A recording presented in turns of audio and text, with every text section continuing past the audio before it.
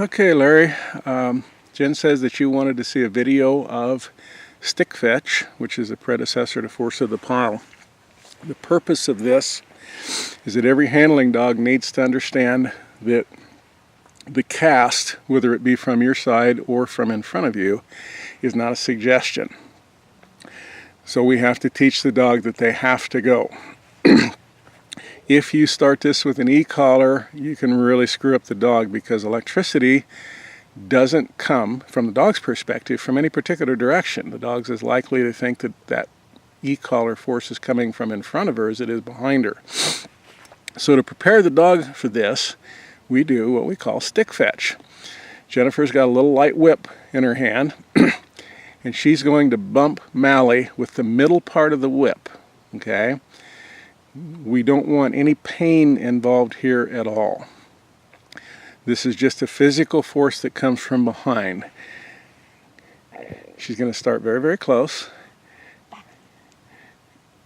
You'll see Mally flinch a little bit from that. There's a lot of praise involved here. Okay? And as soon as the dog understands what's going on, they'll start going with more and more alacrity. See her shaking. She said, oh my God.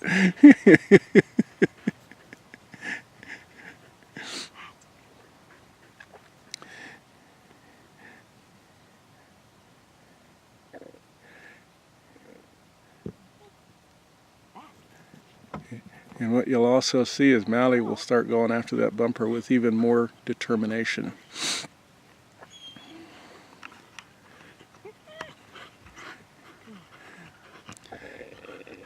And what we're going to do is every third one or so is going to be a freebie. She's going to lay the whip against Mally's butt so she can feel it, but she's not going to use it. You see how Mally sets up really hard? This gives you a very determined launch. And Jen's going to start adding a little distance now. She's going to start throwing that bumper a little farther each time. And what we do here totally depends on what we see the dog do each time. See, her ears are up, everything's looking good. Atta girl, Mally.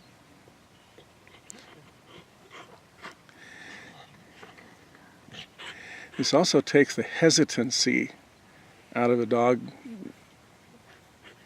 when you're running a drill and they're not really sure exactly what they're supposed to do.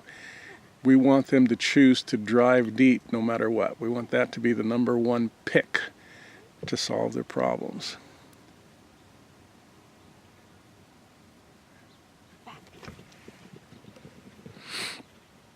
Atta girl.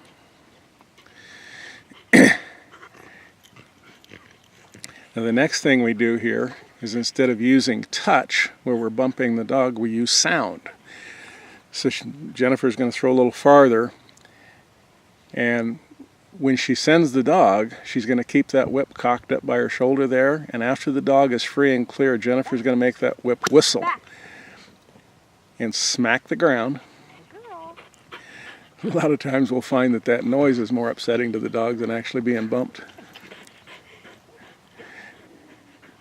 You see, if you do this right, the dog thinks it's just a big game.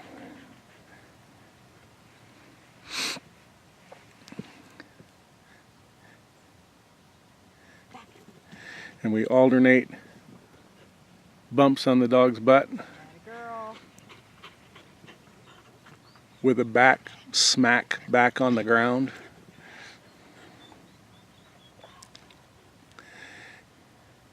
Everything we do in force fetch, if it's done properly, sets the dog up for this and prepares her for it.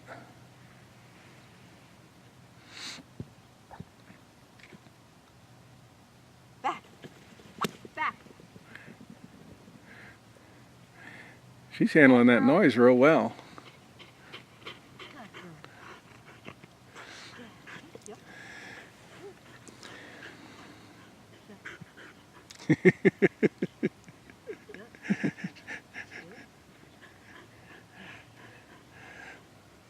Jen, bump her butt a little bit harder this time. Not enough to make it sting, but make it a little more prominent. Okay.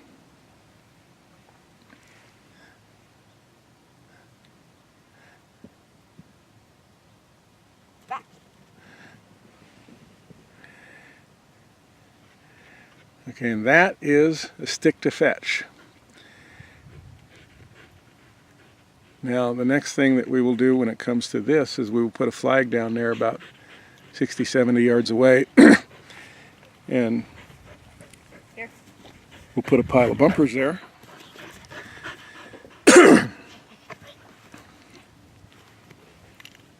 Mally. And we will stick to that pile. That girl. When the dog is comfortable with that, then the stick will be replaced with an e-collar. We will use the nick feature. And we will send the dog with a back. And then nick, where the whip would normally smack the ground, we will nick with the e-collar, followed by another verbal command back.